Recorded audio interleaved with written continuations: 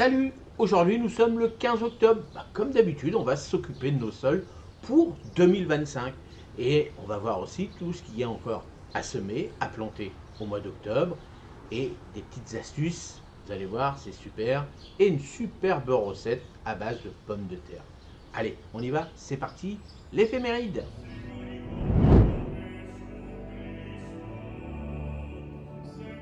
Aujourd'hui, donc, nous sommes le 15 octobre, fête du jour, c'est la Sainte Thérèse, en l'honneur de Sainte Thérèse d'Avila. Le dicton du jour à la Sainte Thérèse, les récoltes sont à l'aise. Ce dicton rappelle qu'il est temps de déterminer les récoltes avant les premières gelées. Saison, on est en automne, avec des journées plus fraîches et souvent humides, les arbres perdent leurs dernières feuilles. Phase de la lune. Le 15 octobre, la lune est décroissante, idéale pour les plantations de légumes racines comme l'ail, l'oignon, les échalotes et la préparation du sol. Lever et coucher du soleil, 7h57, 18h55 pour le coucher. Météo typique, température entre 9 et 16 avec des matinées fraîches et parfois brumeuses.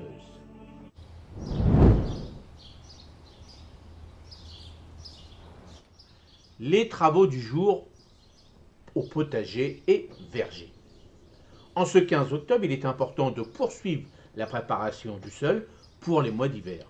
Après avoir retiré les dernières cultures estivales comme les pieds de tomates ou d'aubergines, apportez du compost bien mûr ou du fumier décomposé pour enrichir le sol. Cela permettra à la terre de se régénérer tout le long de l'hiver.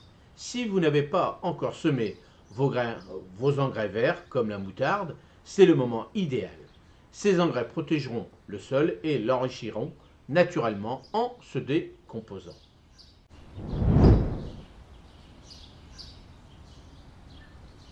Plantation d'octobre. Il est encore temps de planter certains légumes qui passeront l'hiver en terre.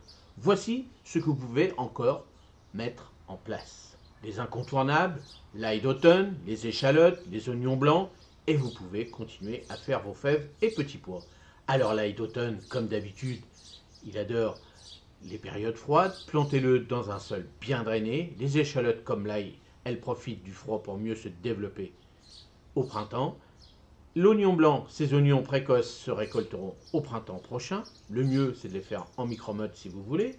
Les fèves et les petits pois, pareil, en micro-motte comme vous voulez. Mais ces légumineuses enrichisseront le sol tout en produisant des récoltes abondantes dès le début du printemps. N'oubliez pas aussi, pour le jardin d'ornement, de planter des bulbes de fleurs, tulipes, narcisses, jacinthes, pour donner de la couleur à vos jardins au printemps. Ben oui, c'est très important. Dès que vous allez voir le printemps arriver, petite jacinthe, une petite narcisse, et ben ça fait super plaisir.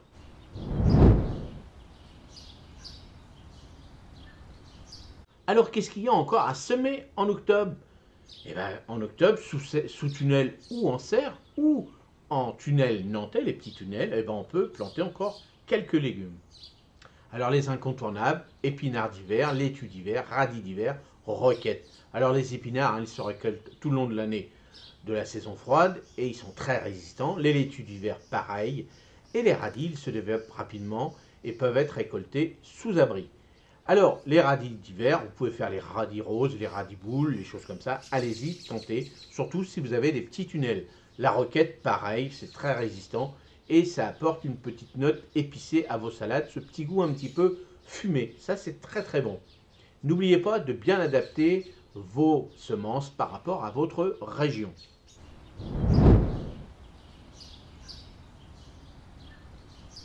Entretien du potager et du verger.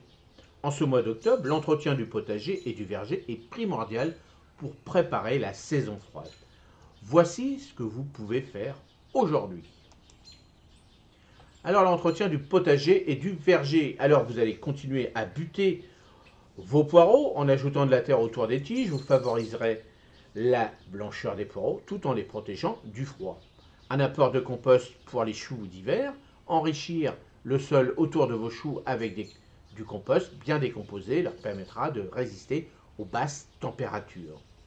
Protéger les jeunes semis que vous avez faites soit sous vos tunnels, soit vos tunnels nantais ou directement dans votre potager. Vous pouvez installer un voile d'hivernage ou des cloches pour protéger les plants du froid tout en laissant passer la lumière. Au verger, récoltez les derniers fruits comme les pommes, les poires, les coings.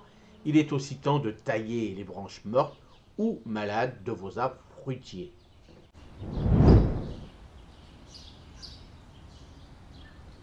Conseil pratique du jour, utilisez les feuilles mortes comme paillis naturel. Ils tombent en masse maintenant. Étalez-les en couches épaisses autour de vos arbres fruitiers et de vos cultures d'hiver. Ce paillis naturel protège le sol des intempéries, retient l'humidité et se décompose pour enrichir la terre. Si vous avez un broyeur, vous pouvez aussi broyer les feuilles pour accélérer leur décomposition et avec la tondeuse aussi. Ce que vous pouvez faire aussi, rajouter quand vous broyez vos feuilles de la paille. Comme ça va faire aussi un mélange, surtout si vos feuilles sont petites et collantes. Et avec de la paille, ça va vraiment laisser passer l'air autour. Comme ça, ils vont être moins compactés, ils vont moins se décomposer. Et vous allez voir que ça va aérer l'ensemble de votre futur compost.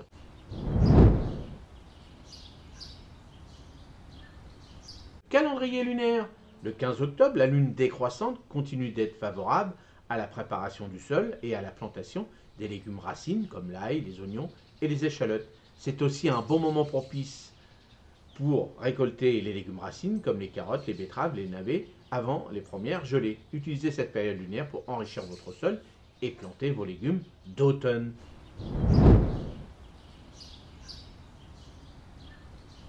Petite astuce du jour, réutilisez les tiges de tournesol. Vous avez vu qu'elles sont très très grosses. Si vous avez cultivé des tournesols cet été, ne jetez pas leurs tiges. Laissez-les sécher pendant l'hiver et réutilisez-les comme tuteur pour vos haricots ou pour l'année prochaine. Ces tiges robustes sont parfaites pour soutenir vos plantes grimpantes.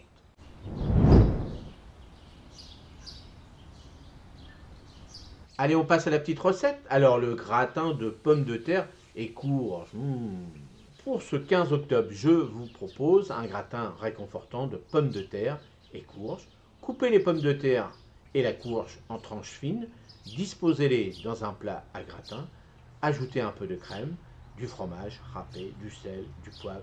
Faites cuire au four à 180 pendant 30 à 40 minutes.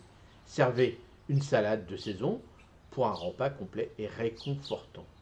N'hésitez pas, vous pouvez rajouter aussi quelques petits lardons si vous aimez les petits lardons. Voilà pour ce petit almanach. Alors, passez une excellente journée et tous les chanceux qui sont à la retraite, profitez-en de votre retraite. Allez, à demain matin. Salut!